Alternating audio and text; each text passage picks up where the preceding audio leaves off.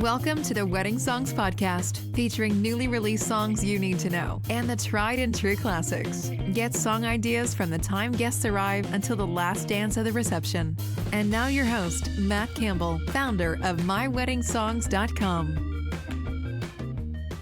Welcome, everybody, to the Wedding Songs Podcast. I am Matt Campbell. Today, we're going to be talking about the engagement season and prepping your business for it. And to help me along with this, today we have Mr. Alan Berg. He's better known as the Global Speaking Fellow, one of 44 in the world, Certified Speaking Fellow, Executive Bourbon Steward, we'll get to that in a minute, Sales Trainer, Business Consultant, Wedding Business Solutions Podcast host, and the author of at least 11 books, probably some getting ready to. Welcome to the show, Alan Berg.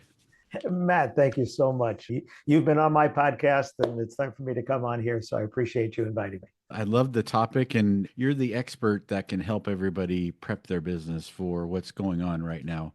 But before we get to that, I just want to ask you one icebreaker question, and that is, we all know you love bourbons, and you have one from every state in the U.S. Why bourbons and not beer, wine, vodka, and whatnot? It was bourbon because in 2015, I did not drink whiskey, and I was given a bottle of Buffalo Trace with the bottle signed by the master distiller when I spoke in Louisville, Kentucky for the Louisville Wedding Network. And since it was a gift, I took it home and I opened it and I said, well, I'm not a whiskey guy, but let me taste this. And I tasted it, and I liked it better than other whiskeys I had had. And I realized it wasn't that I didn't like whiskey, it was that I hadn't had a whiskey I liked. So it was bourbon. And for those that don't know, bourbon tends to be sweeter than other whiskeys because it has to be at least 51% corn. And if you think about corn syrup and all those things that we use for sweeteners, it's a little bit sweeter.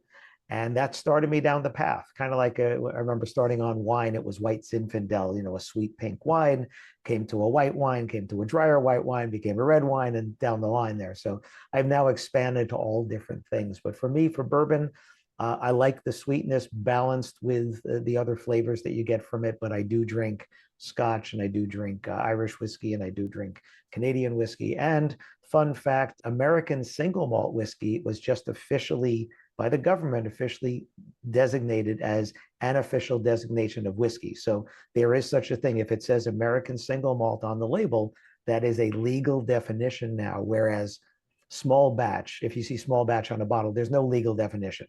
So for a big distiller, small batch could be, 10,000 bottles, 50,000 bottles. When we blend whiskeys, our small batches are 6 to 10 bottles. So that's pretty small compared to most others there. But we're just having fun with it. I was given an article that said there's a bourbon in every state. So that made me think, how many have I ever owned? And I had owned 26 at that point, including DC. I said, well, I'm halfway there. Let's go the rest of the way. And I did accomplish getting a whiskey from every state, bourbon from most. They do make bourbon in every state, but some of them you'd rather have a blend because just because they make it doesn't mean you want to drink it. Right. Before we go any further, why don't you explain who you are to our listeners? Sure. I started in the wedding and event industry over 30 years ago selling wedding advertising because my friend bought a wedding magazine. It was a new industry for me. I had never done cold calling. I had never done outside sales. It was straight commission, no salary, no draw. My wife was pregnant. So you better start working. Otherwise, you can't pay the bills. And for 5 years, I did that. And then we published 2 wedding magazines for 5 years. The franchisor wanted me to work for them, so I sold them back. And then a new startup at the time called The Knot, which was a startup, bought our company. I ended up being at The Knot for 11 years. I was a regional sales director, vice president of sales. I was the main sales trainer internally and externally. I was the main speaker. And then when I left The Knot in 2011, started my own business, speaking, consulting, sales training. I had also written my first book at that point. I am up to 11 now. Thinking about the next one. None in the works yet, Matt, but I'm thinking about the next one. And I've just been helping wedding and event businesses do more business, profit more, have more fun doing it, because our industry, as you know, is filled with creative people. And creative people don't necessarily make good salespeople because it's a different kind of a skill. And once you understand it's a different skill, you could work on that skill. And that's what I do, is I help people who need to sell, because let's face it, if you're a DJ, if you're a photographer, if you're whoever, you have to sell it if you want to be able to do it. And I did one of my podcasts about if you love doing it more than selling it, you're in good company, right? And that's what it is. I mean, how many people do you and I know that are just so talented, but some of them struggle in their business because it's a different skill and it doesn't necessarily come naturally to you. That is a great transition into what we're talking about today, and that is getting ready for engagement season because it is business. This is when a majority of couples get engaged. And just so those people who may not know, it's Thanksgiving to Valentine's Day. So it's happening right now. This is being recorded right before Christmas Day and Hanukkah. So, what are some common mistakes that you would say wedding professionals make during this season that they should avoid? The first thing is not taking this opportunity when you're not doing events to get your business set up for it. So reviewing certain things. So reviewing on your website, is it sending the right message? Do I have updated testimonials I can put on there? Do I have new photos I can put on there? Is the information even correct? A mutual friend of ours, Brian Lawrence, he and I just co-wrote a book, From Browsing to Booking, Website and SEO Strategies for Wedding and Event Pros. And one of my chapters is, when's the last time, if ever, you've actually read all the words on your website? I mean, actually read it. I don't mean scan it. I mean, read it. And what a lot of people are doing is taking the words, putting them into ChatGPT or Claude or something, and saying, freshen this up for a Gen Y, Gen Z audience, right? For today's audience. And you're taking the text you put up there 3, 5, 8, 10 years ago, and you're saying, make this fresher. Don't change my words, just freshen it up for this audience. So that's the first thing. The next is looking at your advertising. Are you sending the right message there? Do you have updated reviews on the Knot, Wedding Wire, on Yelp, on Google, on whatever? And are you responding to the reviews? Great time to be asking for reviews. Great time to be responding to reviews. So that when the next person comes, they're going to see not only you got a great review, but that you responded well. And now you feel even better. I just got a new car, and the salesman said, hey, we have a contest going about reviews. I know how important it is. That day I posted a 5-star on Google. Today, 2 days later, I got a response from the business, and it was a personal response. So I feel even better about that dealership than I did already to give them the good review.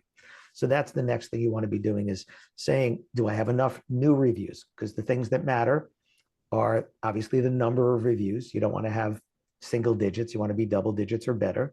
You want to have a good score. It doesn't have to be a perfect 5.0, but a good high score. The recency of the review matters. We don't care what you did 2 years ago. We care what you did 2 months ago. And then responding. Those are the things that matter. So now I can ask for more reviews. Just because you've asked a couple before doesn't mean they wouldn't do it now. Just because they didn't do it, maybe they have time now because they have downtime. Respond to those reviews so people not only hear their voice, they hear your voice. So that's a great thing to be doing now as well. And then the next thing is, how are you going to respond to the inquiries that are coming, if they've started to come already or will be coming in?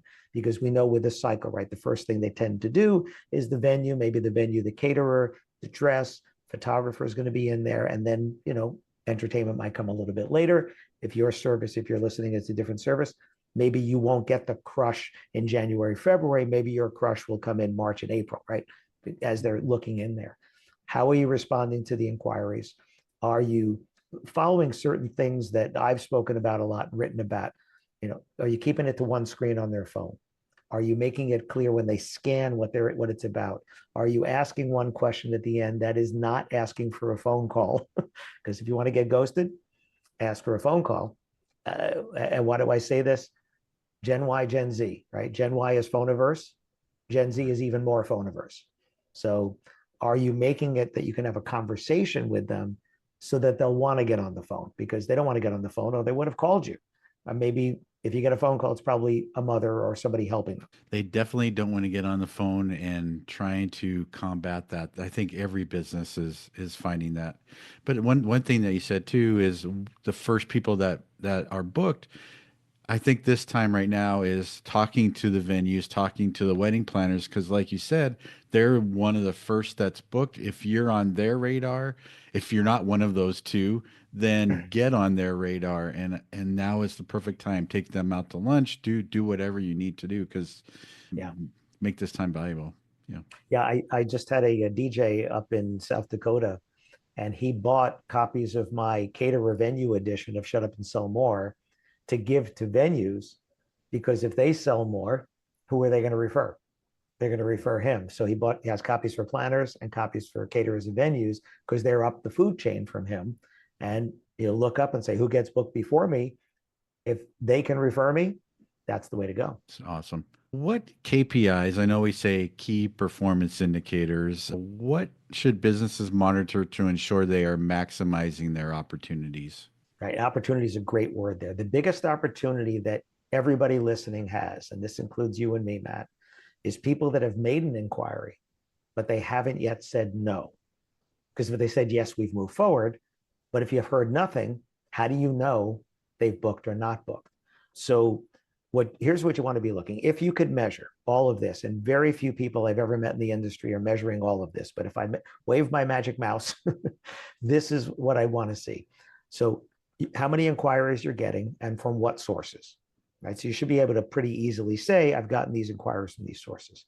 How many of those people that you responded to never got back to you? So they ghosted you from that point on. So you responded, never got back to you. The next thing is, how many of the people that did respond ghosted you after that, and you never got to the next point to get to the conversation? How many people did you get to the conversation, which actually you're continuing the conversation because they started the conversation. So you're continuing it. So inquiries, conversations, how many of those people did you get to the phone call, the meeting, whatever it is that you're trying to do? If you're a venue listening, a tour or whatever, how many of those people then ghosted you? Right. And then how many of those people did you actually sell? So it's all of these benchmarks, because I think of it like a relay race, right? When the inquiry is made, it's because the baton got handed to you from where? From your ads, from your website, from your socials, from whatever, right? The baton got handed. It's like, now the race is on. Here's my baton, right? So now the race is on and it got handed to you. So what happens if somebody drops the baton in a relay race is the race is over. So I've had conversations actually today and yesterday with two DJs who, they're just going to say they're probably digital immigrants like me, right? You and I have a little frost going on. You got more frost than I do. You do have more hair, but you got more frost. But a digital immigrant just means that the technologies of today weren't around when we started. It doesn't mean we don't like technology. I love technology, right? I'm using my wireless mic here and all. I love technology. It just wasn't there, right? I might have still had a beeper when I started selling wedding advertising. I might have. So these guys are still trying to, I need to get them on the phone. I need to get them on the phone. And I said, okay, yeah, but you're rushing it. You're rushing the process here. They're living in the past to do that. So if we look at the biggest opportunity, and this is what I challenge all my audiences, and when I do sales training and when I do masterminds, I was just with a group the other day and I said, okay, the first thing I want you to do is go back to everybody that you didn't hear no and ask them one more time. And if you get some of them, go back to the people that didn't say no again and ask them one more time. I did this yesterday. I was sitting and I went back into my inquiries and I looked at conversations that just never went anywhere or started and stopped. And I sent them another email again. And this morning, somebody responded to tell me, hey, we're good now. I said, great. I've gotten closure on that, which is what I'm looking for. So what I would challenge everybody here is, do you know, first of all, the KPIs? Do you know how many inquiries you've actually gotten? Matt, I don't know about you, but I think everybody I know doesn't need more inquiries. They need better conversion. Mm-hmm. So do you actually know how many inquiries you got? Now, don't be fooled by the number of inquiries, because they're not all created equal. So if you got a lot of inquiries from one source, but you're also then looking down the line and saying, I'm also getting ghosted by those people, maybe it wasn't good quality leads. Or maybe I need to respond differently to those leads than I do to leads through my website or through the knot or through social or whatever. Maybe you need to, because what do they know? On your website, theoretically, they know more than they would know on any other site. Maybe. Yep. Maybe I haven't seen your website, so I don't know, but maybe they do, maybe not, right? So If I'm getting ghosted more by one source, instead of blaming the source, say, okay, let me try something different instead of one size fits all. And if I still try all different things and it doesn't work, okay, maybe it is them. Or maybe I need to talk to some other people that are doing that. Maybe they're doing something different than I am. Maybe they're doing something that I wouldn't even think of in terms of how to respond. Because I always say, if something's not working, I have to look in the mirror to find the problem, right? I don't blame the site, the source, whatever. If it's not working, I have to say, let me start with me and say, let me try something different. This person I was talking to yesterday was just really all the questions that he was asking me. I'm like, it's not 1997 anymore, or even 2007. You have to do things differently. And clearly it would be easier for them if they would just get on the phone. But the reality is they're not going to do that. So I have conversations all the time through text message, through Facebook message, through Instagram message, through WhatsApp. And sometimes we do get on the phone. Sometimes we do get on a Zoom. And other times we just have a conversation through our fingers. Those are all fantastic points. I'm sure everybody's taking notes from what you just said there. I'm just going to hit on one to say I think it's about 10% more effort to get a new customer than trying to turn somebody that's already in your system. I think that that's what you're really getting to. Go back I'm to surprised the it's only 10%. I would think it'd be even harder to get a new lead right. than to work a lead you already got. You already paid for that lead. Think about that, Matt, right?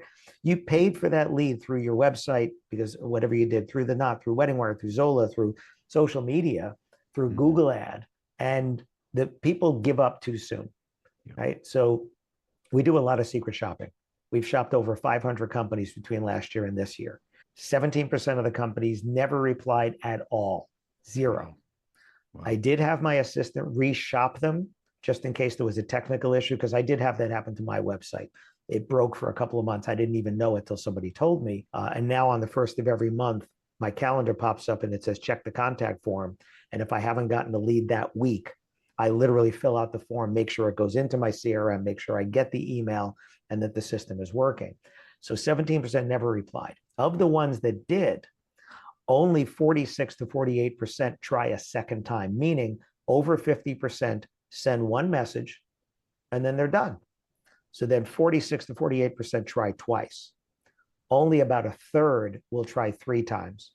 It goes down to 25% or less will 4 times, and then it drops off. By the time you get to 5 times, over 80% of the people that have gotten inquiries have given up. So I teach people to go at least 5 times, if not more, because you're in rarefied air there, right? Less than 20% of the people are following up, which means most of your competitors, they're done, right? I prefer personalized responses, but I also use automation. So if you go to my website, fill out my contact form, you check what you're interested in, it starts a series of 6, which is soon going to be 7 or 8 messages. Because again, I said I want to get more than 5. So mine is already 6. And it would be 7 or 8, except it's a new system and I haven't figured out how to do it yet. But they're going to get set up for 7 or 8. And ping them one more time, because I want to get, like I did today, I got a no, but I'm okay with that because the no was closure. Wedding DJs and wedding pros, are you ready to elevate your expertise and keep the dance floor packed? Introducing the Wedding Music Letter, your weekly email written by me, Matthew Campbell, packed with exclusive insights and inspiration. Every Wednesday, I deliver curated playlists, deep dives into wedding and music industries, and practical tips on topics like science of creating a playlist, managing decibel levels, and crafting unforgettable parent dances. Stay informed, stay inspired. Subscribe to the Wedding Music Letter and bring the best music moments to life at every wedding. Sign up today at weddingmusicletter.com. The Wedding Music Letter, expert insights every Wednesday straight to your inbox at weddingmusicletter.com. Now back to the show. So when you're talking to these business owners and you are crafting those messages, is there something in particular that really resonates with the engaged couples that to get those sales? Yeah, you have to understand with Gen Y and Gen Z, it needs to be conversational. It needs to not feel like this formal, structured message we used to send out that your ninth grade English teacher's looking over your shoulder going, oh, Mr. Campbell, that's not correct here, you know. So it needs to fit on one screen of a phone because they're not going to read, they're going to scan, which we all do. This isn't a Gen Y thing, a Gen Z thing. We all scan. It needs to end with one question, because if you don't ask a question, it's not expected that you're getting a response. So when you end with, I look forward to hearing back from you, that's a statement, that's not a question. You need to end with a question. The question should not be, when do you want to have a phone call? So let's just start there. The question should start as a low commitment so that you ease them in. If you think about fishing, you know, you throw the line out with the bait. Oh, great, they bit on it. You don't pull the fish in. You give it a little line, you let it work a little bit. So the first thing you want to do is ask an easy question that they will answer, one that they don't think you're prying, one that they realize you need the information. This is where a lot of people make a mistake, is that their contact form asks too many things. And when you ask too many questions, first of all, you're getting fewer inquiries and you don't even realize it, because people are looking at your form and going, oh, hell no, I'm not filling that out, right? And that's the first thing. I was looking at a form just yesterday, and it required, now it's a company in Mexico, so they do destination wedding stuff. So they required the phone number, which is already going to have less people fill it out. They required your city where you live. You want to know that. You will ask that. You don't need to know that for them to fill out the form. You can ask that question. You don't need to know a guest count yet. You don't need to know a start time and an end time and all this kind of stuff. What you really need to know is their name and their email. That's all you need to know. Make the phone number not required. And Mark Chapman, who's been on my podcast a few times, he said he puts in the phone field, put your phone number if you prefer texting. And that's what it says on mine as well. You want to have a box that says, tell me more about your event, or tell me more about your wedding. Don't just say questions or comments, encourage them to say something. That's all you need to know. So that's the first thing, is shorten up your contact form, because you're probably getting fewer inquiries than you even realize. And then you want to ask easy questions, such as, have you already reserved your venue, or are you still working on that? Are you having both your ceremony and reception at the same venue? How many guests are you expecting to attend? Oh, by the way, these are one at a time, one in an email. This is a conversation, not an interrogation, okay? So one question, because if you've ever sent someone an email with 3 questions, they only answered one, it's because they scanned, looked at the last question, answered it, didn't even read the rest of the message. So we want to make it on one screen, ending with one question. And then I want to throw a bone to people here, because I have people that I can hear them twitching, that you can't ask for a phone call. Put a PS after your name. So you'll sign it Matt, and after that PS, if you would like to have a phone call or a Zoom call, click here if you do a Calendly or something, or just respond to this message and let me know. And now if that's what they want, I had that happen to me. Somebody came back and said, hey, can we have a phone call? Absolutely. We got on the phone. There you go. I did sales training a few weeks ago, right? So the best tips is keep it on one screen. Don't ask for that high commitment right away. End it with one question. And then when they respond, say something. So if they come back and say, yes, we've reserved our venue, it's the XYZ House Gardens. Okay, go back and say, oh, I'm so glad you said that, because we work there all the time. I hope you're working with Debbie, because she's fantastic, right? And then ask another question that's low commitment. After a couple of back and forths, you could say, oh, I already have some ideas on how to make your wedding or event, if it's not a wedding, amazing. I'd love to hear some of yours as well. Can I give you a quick call now, or is later today better? So you do that after a little bit. That's the fishing. I gave you a line, and now I'm going to tug just a little bit. And if they come back and say, hey, no, email's better for me, text is better for me, or whatever, fantastic. We'll just go that way then. Because I am just as comfortable having that conversation through my fingertips as I am on the phone. Would I prefer the phone? Of course. Would I prefer Zoom? Yes, I want to see your face. If I can't, I'm still going to have the conversation. Something that comes to my mind is asking the question for a DJ, what type of vibe would you like for your wedding? Because then you're getting that question answered to say, okay, is the couple a right fit for me as well? If they could respond, I just want a Spotify playlist or whatever it may be, they may not be a good match for your company. So if you can ask that non-committal, then you're getting that question answered in the beginning. But I wouldn't ask that first. And here's why. Because coming at it from your perspective and a DJ's perspective, what kind of vibe is an easy question to answer, because your brain is already thinking that way. Coming at it as someone who may not be of that same type of thinking, they may not be able to articulate what that is. And for example, you've heard me talk about my two sons. They're both Gen Y, and one is very left brain, one's very right brain. So what kind of vibe do you want? They may not have the language to explain what that means until you have a conversation and say, okay, well, you're looking for this or this. This is a great way, by the way, if somebody is non-committal to you, instead of saying, what do you want? And they go, gee, I don't know. You say, okay, well, are you looking, if you're thinking about your event, is it like a rave or is it like a snoozer, right?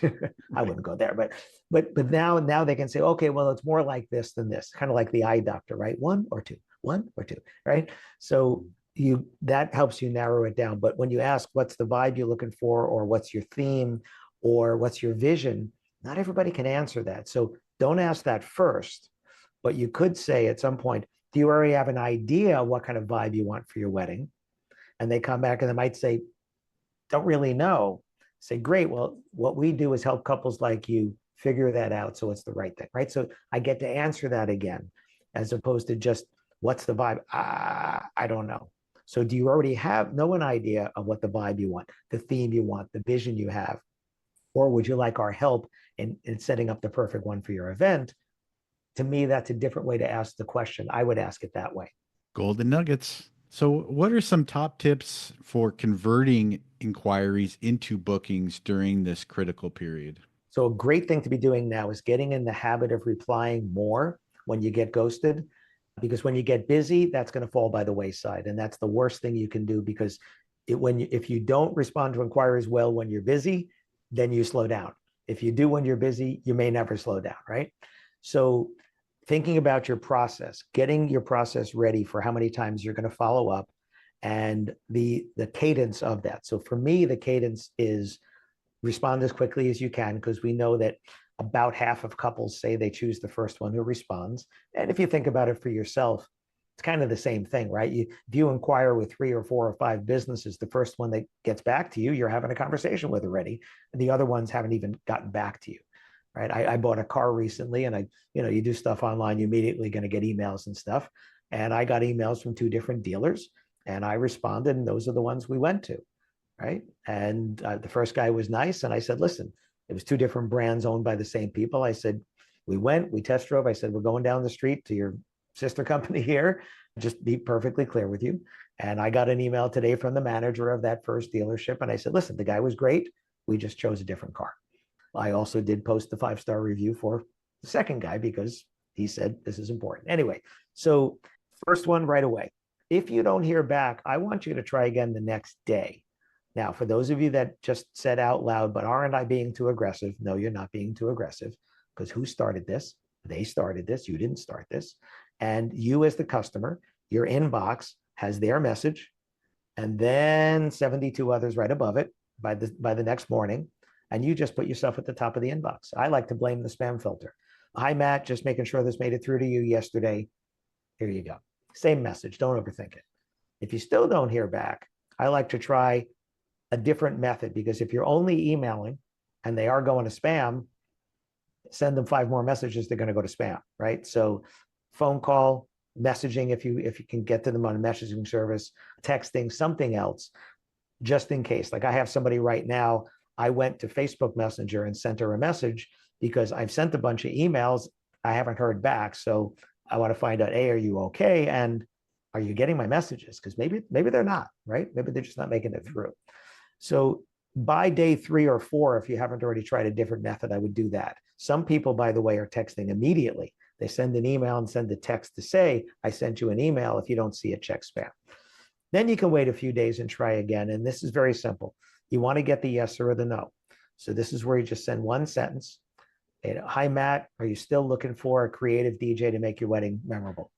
One sentence. That's it. Do not write anything after that except your name. And there you go. And that's kind of what I've done with my clients, my prospects, I should say, where I'm sending them another email again now. Are you still looking? You still don't hear back. Maybe you want to wait a few days or a week. Now you're certainly into the second week, at least by now. And then you can try something. This is where I like to try some humor, something fun with the subject line. So what's one I've done recently? Subject line, did the wind die down? And it said, hi, Matt, you reached out about having me help you with whatever. I haven't heard back, can only imagine it's one of these reasons. Bullet point number 1, you've chosen another DJ. If that's the case, just let me know. Bullet number 2, you're so glad I reached out because you still like to talk about having us bring great music and entertainment to your wedding. Bullet number 3, you want to speak, but you're busy, want me to reach out next week. And bullet number 4, you went windsurfing on Lake Mead and the wind died down. You need me to call the Coast Guard, right? Something fun like that. You still haven't heard back. You can go even further, try that single sentence again, or you're still looking for a creative DJ or something like that.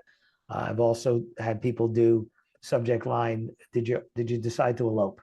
Inside, hi Matt, you reached out about having us bring entertainment to your wedding, haven't heard back, can only imagine you decided to skip the wedding, you went right to the honeymoon and you're warming your toes on a sandy beach, drinking a cool drink with a small umbrella. If that's not the case, would you still like to have us help you bring fun and great entertainment to your wedding? And that has worked. And just keep going. I did a workshop in Vegas just recently before Wedding MBA. And there was a guy there, a DJ Marek. Marek has come to a workshop of mine twice before. And the first time he came, he would follow up once or twice and he was done. We secret shopped him and others before this workshop, and he followed up 10 times. And a week or two after the workshop, he messaged me to say, I just booked somebody because of the 7th message. So again, if you're giving up too soon, focus your efforts on the leads you're getting and get your systems down that you can follow up, whether they're automated or not. Get your systems down so that when you're busy, these are going to go through and you're going to be converting more of these leads. The leads you're already getting, the leads you're already paying for. Exactly. I want to switch gears before we end here, and I want to just get your advice on businesses looking to differentiate themselves in a saturated market. What tips would you give for them? This is a big thing because too many people are selling what they do, but not why you should choose them. And what I mean by that is, if I go from DJ website to DJ website to DJ website, or any category, and I take the name off, it's so generic that there's nothing special about what you're selling. Now, that doesn't mean your site doesn't look good and doesn't have great photos and stuff like that, but there's so much, we're selling what we do, when what we should be selling is why people choose us for the results that only we can provide. And that's the difference. You're not selling services, you're not selling products. So if you're a DJ, you're not selling DJ services or MC or lighting or a photo booth or special effects. You're selling you providing results through those services and products. So you want to promote that more. And where that's found really is in your reviews, because the difference between branding and your brand is what people say about you after they have experienced what you do. Branding would be like, my logo, it's not really in the picture here, but there's my logo. There's my logo over my shoulder. There's my books over my shoulder. This is branding, right? But your brand is what people say about you. So yes, your website should look modern and fresh and current, but the messaging should be about the results that you can provide for someone, not the results anybody can provide. So ask yourself this: if I go to a page on your website and if I take your name off, could I put another DJ's name on there and everything there applies to them? And if the answer is yes, that's not unique, and that's where you're not standing out. So you should have 4 things on your website and on your marketing. You should have photos that show the results of doing business with you. And that's not your speakers, and it's not your lights, and it's not your DJ booth and all that. They're important things, but that's not what people are buying, okay?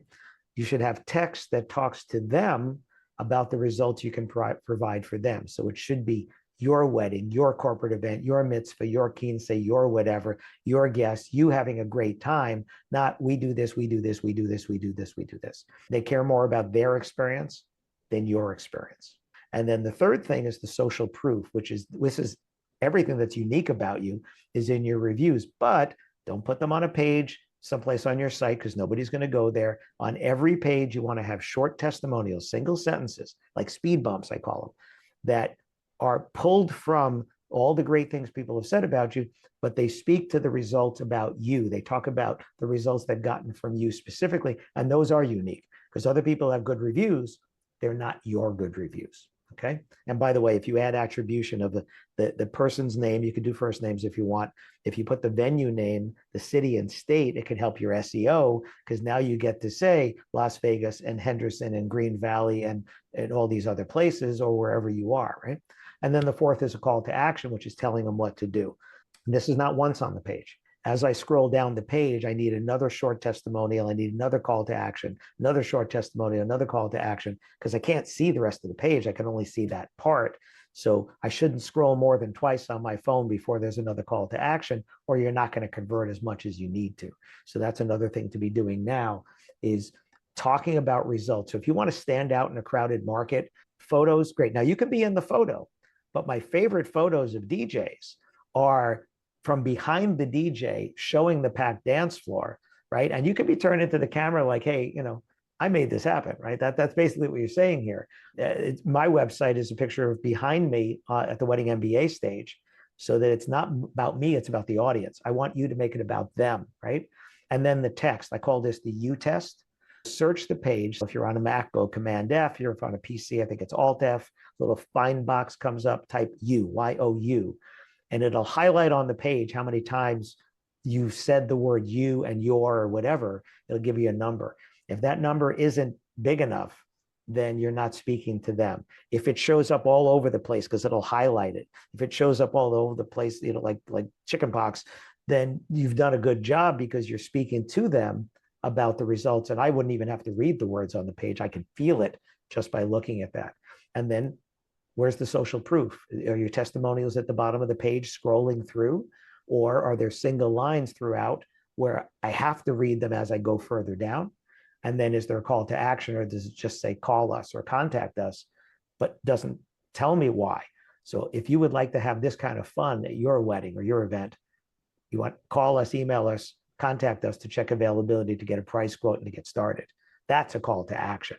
And then buttons there. All fantastic tips, Alan. Just to kind of close things out a little bit, is there something that we missed that you want to share today? I said it before, but I'll say it again. If there's one thing that you can do right now, that you can do immediately, it's just follow up with the people that you've never heard back from, and just one more time. So anybody that ghosted you from the beginning, or anybody that started to and then ghosted you, but you didn't hear no, just go back. I had Richie Stedman, who started me on my podcast as a DJ in Utah. And he obviously had to listen to all my podcasts, because he was my producer at the time. And one weekend, he listened to an episode I did on following up, and he's like, man, I'm really bad at this, but I'm going to try it. So he went back to months worth of leads, months, and booked 5 weddings, booked 5, right? And every one of those couples apologized to him for not having gotten back to him, because I had final exams, we were buying a house, somebody got sick, whatever it is. And if there's one thing that you can do that could have the biggest impact, I would do that. Just send that one sentence. Are you still looking for a fun DJ to make your wedding great? Are you still looking for a creative DJ to make your wedding memorable? Something like that. Not just, are you still looking for a DJ? That's transactional. So talk about results-based. Just do that, right? Just do that, because Matt, my favorite phrase. If you don't ask, the answer is always no. That's right. So to close things out, where can listeners connect with you and find out more about you? AlanBerg.com, ALANBERG.com. I have a shop there, shopalanberg.com, with my books. And if you use the coupon code podcast, you can get free shipping on me, on anything and everything on there. And my podcast is Wedding Business Solutions. There's also a link from my website there as well. It's on YouTube, on Apple, on Spotify. It's everywhere. And I do private consulting. I do speaking. I do masterminds. If you have an association that would want me to speak, I do that as well. And yeah, and then you see on my podcast, you can hear Matt Campbell. And I also want to say, too, the book that you did with Brian Lawrence about optimizing your website and your sales process too. Make sure you go check that out. It's going to set you on your way for the new year. Great. Thanks everybody for listening, and have a great day. Thank you for listening to the Wedding Songs Podcast. Never miss a future episode. Subscribe today to our podcast. Follow us on Facebook at My Wedding Songs, and send us a message about playlists you would like covered.